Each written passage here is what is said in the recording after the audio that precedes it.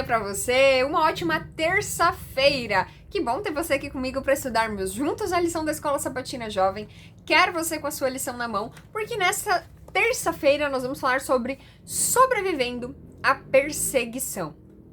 A lição já começa dizendo que a Bíblia ela não tem favoritismo e ela é honesta em relação a tanto que há de bom quanto ao que há de ruim no cristianismo. E pode parecer até um pouco irônico, mas muitas, das coisas, e principalmente as maiores opressões e tiranias que aconteceram, foi envolvendo o nome de Cristo. Paulo destaca esse fato quando se refere a esse poder tirânico e recorrente como o filho da perdição, título que é reservado a Judas, porque é o discípulo que traiu Jesus. Judas não era alguém distante, mas ele fazia o quê? Parte do círculo íntimo de Jesus, ele estava sempre ali muito perto. E da mesma forma, o chifre pequeno que perseguiu o povo de Deus, ele surge dentro do círculo do cristianismo. Ele não surge lado além de uma coisa oposta à palavra de Deus, não. Ele está ali no meio e ele utiliza justamente da palavra de Deus para cometer atrocidades contra muitos cristãos. O fato de Deus não ter permitido que a tribulação continuasse indefinidamente deve nos encorajar bastante. Ele limitou a perseguição a 1260 anos. A gente viu na profecia de ontem, que foi exatamente o prazo ali, o período que ele decretou, e foi exatamente esse período que aconteceu. Só que aí, a gente vê o quê? Que a gente vai sofrer de novo. Tem profecia aí que ainda não se cumpriu a respeito de perseguição, de dor, de angústia. E é por isso que nós precisamos compreender essas coisas, para que quando isso chegar, a gente não se assuste, se desespere e fale: ai meu Deus, eu não sabia. Sim, nós sabíamos. E é por isso que nós estamos aqui, para nos preparar para esse momento. O papado sofreu uma ferida mortal quando o Papa foi preso pelo general de Napoleão e aconteceu o quê? Que o papado, ele perdeu muitos e muitos privilégios quando isso aconteceu. E ele não tinha mais como impor suas vontades sobre ninguém. Então isso aí gerou uma coisa assim, terrível pro papado, porque eles perderam muita regalia que eles tiveram no século anterior. Agora, eles já não teriam mais isso.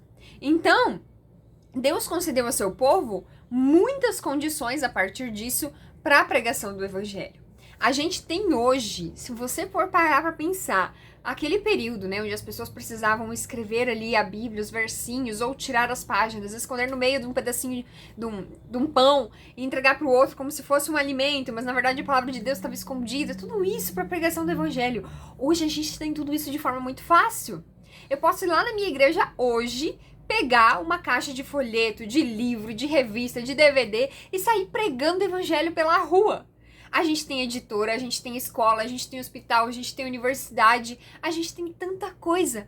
E por que nós não pregamos o evangelho com intensidade? Por que nós não estamos dedicando tempo, recursos e talentos para falar do amor de Deus? Deus nos prometeu que ele enviaria o Espírito Santo, significando o quê? Que ele vai estar sempre presente, guiando todos os nossos passos. A gente precisa, além de confiar que Deus fará, que Deus cuidará, que Deus está comigo, a gente precisa pregar o Evangelho. Nós precisamos dedicar tempo da nossa vida, nós precisamos dedicar nossos talentos, nossos recursos para falar do amor de Cristo para as pessoas. Só aquele quem muito foi dado, também muito será exigido.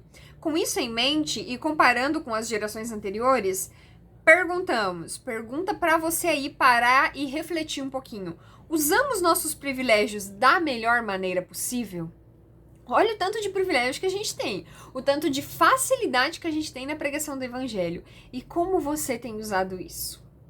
Como você tem aproveitado desses privilégios para falar do amor de Deus para as pessoas que estão aí ao seu redor?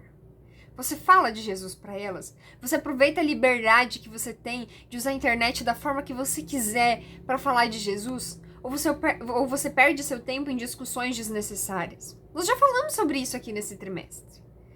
Use do tempo que você tem. Use dos privilégios que você tem para falar do amor de Cristo. para levar a mensagem desse Jesus maravilhoso para as pessoas que ainda não o conhecem. Eu espero você aqui amanhã para nós continuarmos estudando juntos, mas não esqueça de compartilhar esse vídeo com a galera lá da sua classe.